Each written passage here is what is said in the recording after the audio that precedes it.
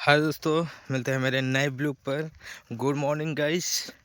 चलते हैं हमारे खेत की ओर, देखते हैं क्या होता है। और आज हमारे खेतों में कि पानी लग रहा है, देखते हैं कितना हुआ कितना नहीं हुआ। और ये मेरे खेत का नज़ारा है और देख सकते हैं ठंडी ठंडी हवाएं चल रही हैं। और ठंडी दोबारा से वापस आ गई, ऐसा लग रहा है कि दोबारा से वापस आ रहे। भगवान कह रहे हैं अभी कहाँ जैकेट रख दे रहे हो, अभी तो ठंडी बाकी है, अभी तो मैंने स्टार्ट की है। तो देखते हैं भगवान का करिश्मा। देखो कैसा है, चारों तरफ से कोहरा ही कोहरा है। कहे बढ़िया, पीली पीली सरसों फुलाती हुई बढ़िया। और हालांकि देख सकते हैं कि पानी कल भगवान ने बरस भी दिया है। और ये हम हैं, तो आप कैसे हैं आप लोग।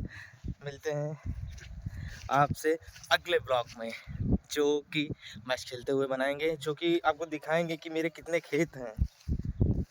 बाय टाटा।